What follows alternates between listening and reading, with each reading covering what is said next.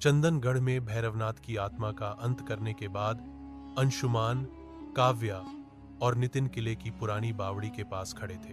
तभी लोहे की जंजीर पानी के भीतर से अपने आप हिलने लगी, पर तीनों ने सोचा शायद हवा या पानी की लहर होगी। वे रिकॉर्डिंग खत्म करके वापस शहर लौट गए, लेकिन जैसे ही वे वहां से निकले, बावड़ी के पानी में हल्की सी भाप उठी और लाल धुआं निकलने लगा। नीचे से एक हल्की स्त्री स्वर की करुण फिर क्रूर हंसी गूंजी, तुम सब मरोगे, मैं सब कुछ राख कर दूंगी। लेकिन तब तक नितिन, काव्या और अंशुमान किले से बाहर निकल चुके थे।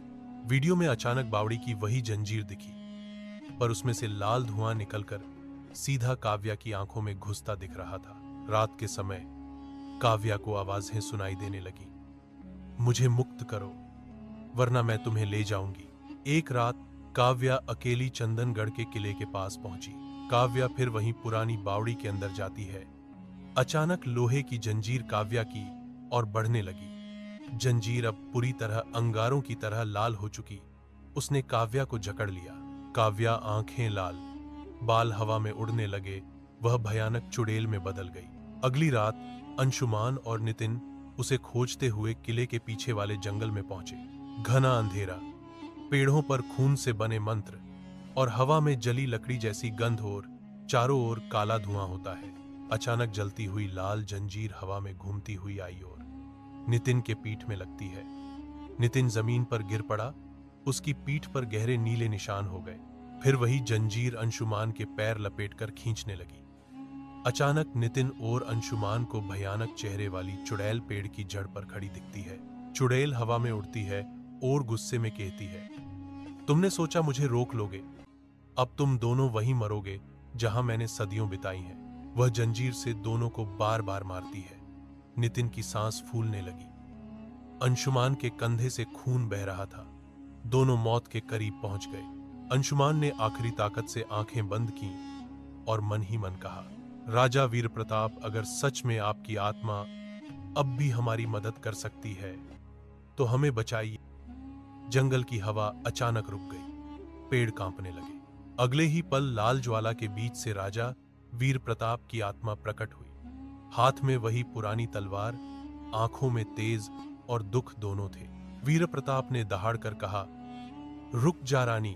राजा के मुंह से अपनी रानी का नाम सुन के नितिन और अंशुमान दंग रह जाते हैं। तब राजा वीर प्रताप कहते हैं, मैंने जिस भैरवनाथ तांत्रिक को मारा था, उस तांत्रिक ने मरने से पहले अपनी सदियों की साधना की शक्ति को लोहे की जंजीर में डाल दिया था। उसी शक्ति ने मेरी रानी को मुक्त नहीं होने दिया। उसने रानी की आत्मा को लोहे की लाल जंजीरों में जकड़ लिया था। अब मेरी रानी की आत्मा और तुम्हारी दोस्त काव्या के शरीर को भैरवनाथ की साधना की शक्ति ने एक कर दिया है। वह अब काली चुड़ैल बन चुकी है। यह सुनकर नितिन और अंशुमान के रोंगटे खड़े हो जाते हैं।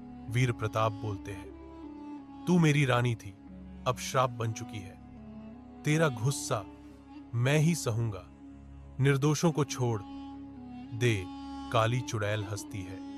फिर काली चुड़ैल ने लाल जंजीर को लहराया और वीर प्रताप पर हमला कर दिया। वीर प्रताप की तलवार और लाल जंजीर आपस में टकराई और चिंगारियां उड़ने लगी। जंगल की जमीन अचानक फटी और पेड़ों से काला धुआं उठने लगा।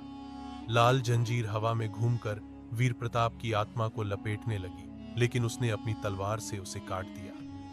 हर वार के साथ चुड़ैल और ज्यादा भयानक हो रही थी। उसका चेहरा आधा काव्या, आधा रानी, आंखें अंगारों जैसी होने लगी। वीर प्रताप ने अंशुमान को देखा और कहा, मंत्र बोलो वरना मैं भी इसे नहीं रोक पाऊंगा। अंशुमान खून से लथपथ जमीन पर बैठा बैठा वही प्राचीन मंत्र पढ़ने लगा। नितिन भी जैसे तैसे उसकी आवाज में आवाज मिलाने लगा।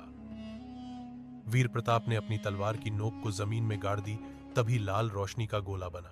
चुड़ैल के हाथों में लटकी लाल जंजीर उसमें फंसकर चटकने लगी। चुड़ैल चीखते हुए बोली, नहीं, मुझे फिर से मत बांधो। लेकिन मंत्र और तलवार की शक्ति से लाल जंजीर टूट गई। उसमें से रानी की असली आत्मा निकली और मुस्कुराते हुए काव्या के माथे को छुआ। काव्या बेहोश होकर गिर पड़ी।